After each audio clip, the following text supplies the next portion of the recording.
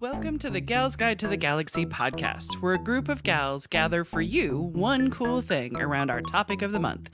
Is it ancient history? Is it breaking news? Is it safe for work? Well, that's up to each gal. All we know is that... Fasten your seatbelts. It's going to be a bumpy night. Welcome back. I'm Katie, and I'm joined by Bonnie, Leah, and Eden, talking about our one cool Olympic gal. So Bonnie already talked about the amazing Trudy, and Eden already talked about the sensational Saria Bonelli. There you go. You had this look of panic on your face, like, I'm going to do this. I'm going to do this. I was actually admiring all the beautiful pronunciation Eden did during her episode, right. And I'm like, we should just have her record the hard parts of all of our episodes. Our ADR. And then we could just Right, exactly. Especially if the words are French. Yes, well, beautiful. I did study French in high school and college, so you're a go-to. Yeah. Just put Eden's voice over mine every time I try to pronounce something complicated. I'm sure it'll work. Yeah, totally. Seamless. All right, but before we dive back in, which I have to say I appreciated Eden saying that after we had talked about Trudy. Oh my gosh, diving in the water and dive back in. Oh, we didn't even catch it in time. Man. Oh, diving. Before we dive back into our Olympians, I'd like to do a quick get-to-know-you question. Yes. And I know we've all kind of talked, well, at least Leah has mentioned you're not athletic. No sports. I'm not a sportsy such type myself either. But, I mean, it is fascinating to watch the Olympians and what they can accomplish. Oh, yeah. I like watching it. Absolutely. I am a couch supporter. Right. I mean, I'm not going to sit here and watch basketball games or football games, but there's something about the Olympics. Most of them are, pretty entranced. Yeah, they're good. So I want to know, what Olympic event, what Olympic sport would you try? Would you want to try? Ooh, can I go first? Yeah, please. So... one of my sports as a kid was gymnastics. Oh, nice. But I'm not an Olympic level gymnast. Right. But if I had known that there was such a thing called rhythmic gymnastics, that's what I would have done. Yeah. I love rhythmic gymnastics. So what's the difference? So artistic gymnastics is what Simone Biles does. Right, yes. With the uneven bars and the floor exercise and the vault and the balance beam. Right, yeah. The rhythmic gymnastics is much more dance oriented. Yeah. And so you've got more apparatus type things. So you have a ball, you have what look like bowling pins. Right, yeah. I think they're just called pins, but they look like right, exactly. plastic bowling pins. Why not? And there's a ribbon that I always thought was gorgeous. Yes. And there's a hoop. Oh, okay. Like a hula hoop. Yeah. And so you're doing, categories of, just like in artistic, you do all the different apparati. Yeah. You're doing the same, but with all the different things that you throw around and whatever. Yeah. And, but it's much more dance oriented. It's you're still flipping and rolling and doing splits and all that kind of stuff. Choreography. But it's much more choreography. Yeah. And I think I would have really, because I did a lot of ballet as a kid as well. So I think I would have really loved that. And then you've got and there's also a team version. Yeah. Where instead of having the ball or the ribbon or whatever, they're doing it all as a group. Kind of like cheerleading, but more gymnastics side. So there's throws and there's there's leaps and all this, and things are synchronized and it's very all of cool. that. It's I have very seen cool. it. Yeah. Totally. And usually at a competition, if you see rhythmic gymnastics at a competition, they will also do the power tumbling. And so, you've got this football field almost looking, path that they run on, and they're doing flip after flip after flip, and they're just going for days and days and days. Nice. Ooh, that'd be fun. Totally. Rhythmic gymnastics. I'd come watch you do that. Okay. See, Bonnie, do you know what yours is? The Iditarod. Oh! You get to pet the puppies now. Oh, you almost tied it in. No, I wouldn't. We wouldn't leave the start line because I'd be like, "Oh, he's so cute, puppy." No. Not to mention the Iditarod is in Alaska and not an Olympic sport. Yeah. No, I kind of like the. I always wanted to call it shuffle. I don't think that curling. Oh, curling. Yeah. I call it the vacuuming the ice or brushing the ice. Yes. I kind of want to try that. Where It's so much housekeeping. Totally. It's like angry OCD cleaning. That's right. Yes. There you go. Yeah. Right. Yeah. There you go. And it's kind of like petting the ice, I guess. No, not really. Okay. All right. Mine actually does involve an animal. I do the equestrian side. I love horseback riding. I absolutely adore it. They love putting me on a giant horse every time they see me. They're like, big girl coming in, let's put her on tiny. And tiny means the biggest horse you've ever seen. And I'm like, you realize that our weight means nothing to these horses, right? I mean, please. But I love horseback riding and stuff. So I think I would totally, because I get to sit the whole time. That would be yes. And I get to pet a horse, Bunny. And you know, a horse is really just a gigantic dog. It is. So, There you go. Much bigger. Exactly. Yes. No, this is very, very true. Yes, exactly. I do hate the stupid hat you have to wear, though. That stupid little derby hat. Like, yeah. But I would do it. I would do it for equestrian. oh my god, horse fun. I never got a pony. Dang it. I know. Well, the ironic thing, when I was a little kid, I wanted a snow tiger. That's how weird I was. I didn't want a pony when I was a kid. I'm like, I want a snow tiger. And I had like a painting. Poster? Like I had a poster, but it was velvet. You know those velvet posters? You had like a flock poster. I had a flock poster of a freaking snow tiger, and I loved it. Was it like Lisa Frank, though? Yeah. Your snow tiger was like white and hot pink? No, it wasn't. But I would have accepted it and loved it on my own if it was. But it was very Lisa Frank inspired. So, but now I want a pony now that I'm grown up. Because it makes most sense, right? Fair. Yeah. We can keep it here at the library. Okay, right? cool. Yes, absolutely. Out on the patio. I think I can ride it to work like a Vespa and then just park it outside.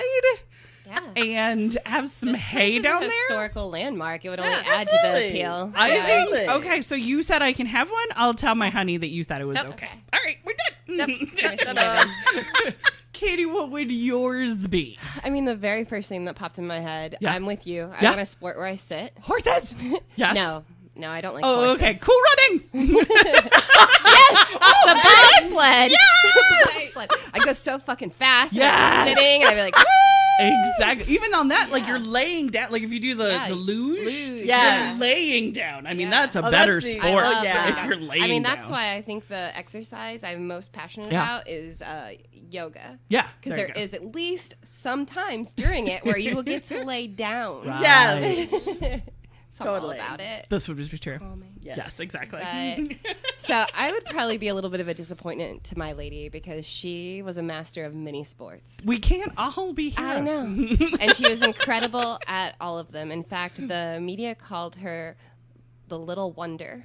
The Little Wonder. The Little Wonder. Oh. So I don't know. Maybe this would be timeless, but this was back in the Victorian time. So I'm just like, I'm hoping these days we wouldn't call a female athlete the Little Wonder. Maybe. I'm kind of secretly hoping she's like 6'2". You know what though? She's 4'7". I read her whole Wikipedia, and of course it gives you like as many stats as they have. And she was born in like 1870. Yeah. She was 5'6". I'm thinking that would have been tall for back then. Yeah. It's pretty tall. Yeah. See? So they called her the Little Wonder, but I mean, if she were a gymnast. Right. Because they tend to be short. I mean, Gabby Douglas was nicknamed a flying squirrel. Right, exactly. You know what I mean? So, Lower center of gravity. Exactly. So she is an Olympian, but her biggest claim to fame, and in fact she still holds a record to this day, was playing tennis at Wimbleton. Oh. So she is the youngest person to ever win at Wimbledon. I'm not a sportsy person, you know. What is it? Just like the singles, the women's singles. Oh, okay, gotcha. She was the champion. Oh, nice. And she did that at 15. Holy crap. Wow. Yeah. Damn. So she started playing tennis at 11. Yeah. Went to Wimbledon and won the women's singles at 15. 4 years later. Oh my gosh. And so then after tennis is when she became an Olympian? Yeah. Like, that was her second jump. Right. Well, she was born... Been there, done that. Right, exactly. Like, jeez. Won Wimbledon. What's next? Oh, she won it many times, actually. Wow. Nice. But she was born in 1871 in the United Kingdom. Okay. And she was born to a really wealthy family. Gotcha. So she was like set up to be able to obsess about sports and spend her time playing sports because she never had to work for money. Her family. Interesting. Trust fund kid. She's a trust fund kid and part of like the elite society, kind of like Bonnie was saying, where, women weren't supposed to be too sporty, but she was kind of a wealthy eccentric and like ran around with the adventuring sportsy group. Yeah. So it was all okay. Get it out of your system before we make you marry. She never married. Good So on her. she definitely broke the mold in that respect. In fact, it was in the 1960s when she finally passed, I think at like 89 or something. Yeah. And she had previously lived with one of her brothers after she retired from sports. Hey, look at that. Single lady for life. Yeah. Nothing wrong with that. And then after her brother passed away, she lived in nursing homes. So actually, like as I was reading about different Olympians and deciding who I wanted to choose, the thing that got me was one article said that she died in a nursing home. What's the word for it? Forgotten is what they said. She died forgotten in a nursing home because she isn't like a name a lot of people know. Have I even said her name? No. Her name is Charlotte Dod. Charlotte Dod. Charlotte Dod. They called her Lottie, so her name is Lottie Dod. Lottie Dod. Oh my god! I know that kind of made me think, Bonnie, when you were saying about your lady starting a fad. I'm like, did her name a play on Lottie Dod? Right. Yeah. Lottie Dod, but I didn't see anything that said that was such a thing. Yes. So Lottie was born to a wealthy family, and they were all super sportsy. She had one sister, two brothers. Gotcha. She was the baby of the family. Oh. Yes. And it was actually her sister that taught her how to play tennis and first got her into sports, which the newspaper articles of the time said that it was her brothers that taught her tennis and trained her in tennis. Because, of course. It was her sister. Yeah, right. Yeah. Girls happen girls. Right. But after winning at Wimbleton, she became interested in golf. Sweet. So then she went on to play golf and win the British Ladies Amateur Golf Championship. After that, she moved on to field hockey. And she actually helped found the England's women's national field hockey team. So that wasn't like a thing, but she was like, I want to take up field hockey. Is field hockey that thing. Basically lacrosse? No. Okay, all right. I have no idea what field hockey is.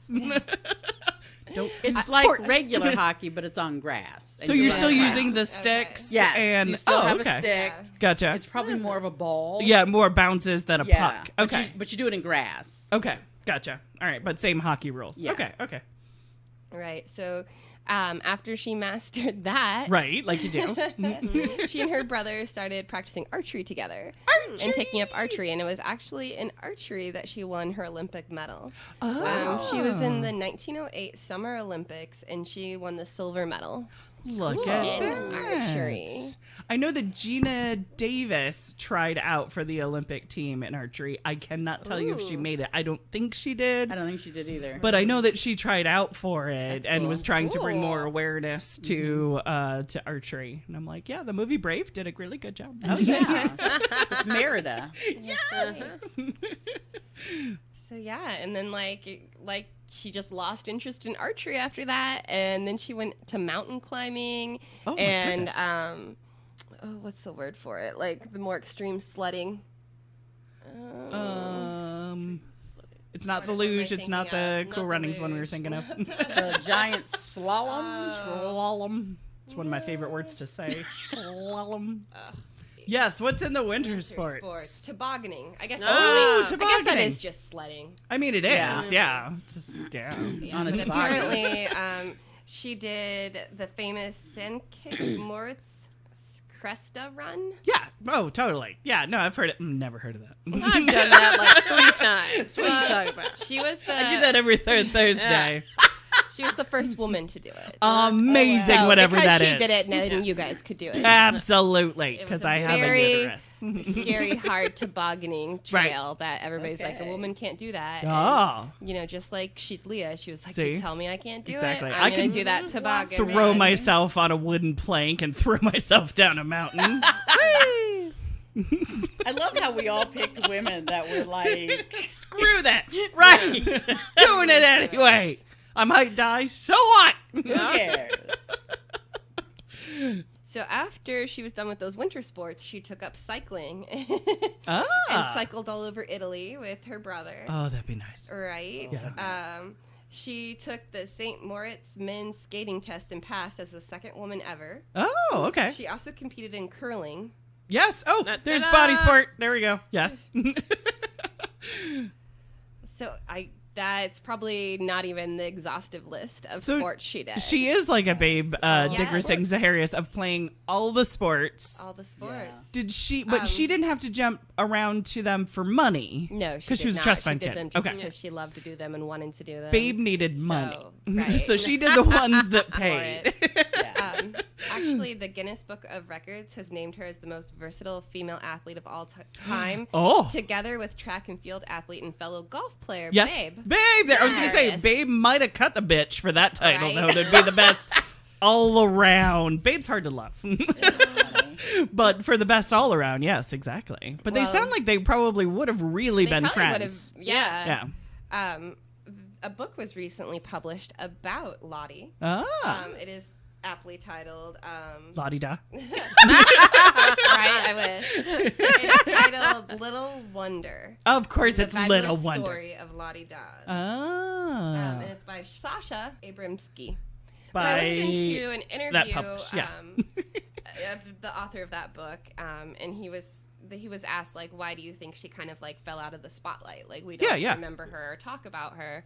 And he was talking about, well, she was just kind of a little before the time of like media. Mm-hmm. I mean, there were things in print about her. But there's like 2 clips of her that exist. One of her talking, one of her playing. She wasn't on any radio shows. Yeah. Right. She didn't have endorsements. Right. So I think it was like 40 years later when Babe came along, and she was all about the media because, she was making her money from it. Yeah. She was being disqualified from sports for making money at it. Somebody gave her a car, and then she was no longer an amateur. Right. She was a professional, and she's like, fuck. I really wanted the car. Totally. I want a car. Exactly. Yeah, so she was pretty young when she did all of her competing, and then when World War I occurred, of course, that kind of put a damper in the sports world. Yeah, it was very hard. And she actually got training to be a nurse. And she wanted to go to France and like be on the front line and help. She never didn't get to go to France, but she did stay and volunteer and help and nurse at home. And then after that, she began a career in singing. All right. Sure. Multi-talented gal, and would sing at the Palace sometimes because I think she sang like traditional folk stuff. Is what I forget the name of it was. And, yeah, but after that, she, basically retired and lived with her brother and went until her 80s, went to Wimbleton every year. Oh, very cool. She was always at Wimbleton until like her mid 80s or something. So almost every year. And according to the guy that wrote the book, we don't know how they know this, or I mean, maybe they would at the nursing home. Or family, But it's said that she actually passed away listening to a radio broadcast about Wimbleton. Oh, look at that. So she was still listening to her favorite sport. Yes. The sport that started it all. Athlete. I wonder how, I mean, she's from the UK, and we Americans have a tendency to kind of, if it's not about us, we don't always remember. Right. We don't always think it's as important as it really is. So I wonder if people in the UK still remember her. Exactly. And if it's just that, we're not in the UK. Right. I don't fully know the answer to that, but the author of the book said he had never heard of her, and he's British. and was really into tennis. Like his dream as a child was to play in Wimbleton. Mm-hmm. Gotcha. And it was actually, he was doing a behind the scenes tour of Wimbleton. Mm-hmm. And in the basement, they have like a little museuming area with pictures and books and that kind of stuff. And it was there that he first saw her, and he had never heard of her before. And he started reading and looking at the pictures and was like, how do I not know about this woman? This is incredible. Yeah. She literally still holds the record as the youngest winner at singles tennis in Wimbledon. Mm-hmm. Yeah. Wow. Oh, very true. I don't know if she's necessarily remembered in the UK. Yeah. That makes me think probably not. Probably not. Yeah. So. And it's also part of the culture to not talk about yourself too much. You got to have that British pride, which is subdue, allow others to talk about you. But if others weren't talking about her, and I think we're just in a beautiful time of people focusing more on her story. Yeah, right. Not just history. Yes. Her story. So when I was looking at her on YouTube to see what I can kind of like listen about her, I saw a dedication to in one of the homes she lived. I can't remember if it was her childhood or where she lived as an adult, but they put up a plaque and dedicated it towards her just in 2020 or 2022. Sorry. 2020. Oh my gosh. What has it done to my brain? So just recently, they're putting up a plaque to her. So I'm hoping maybe that means that there's a little push to remembering her. And with this book coming out. That's very cool. Yeah, because I think the book just came out in 2022. Gotcha. As well. Not as 2020. You are traveling in the futures. Totally. It also came out in 2020. It also as well. That's amazing. Did too. Also as well, such as the Iraq. Fantastic. Yeah, so that's Lottie Dod. Lottie Dod. And it's just fun to say her name. That's what it is. Like, how can you be forgotten when your name is Lottie Dod? I think it's so cute, though.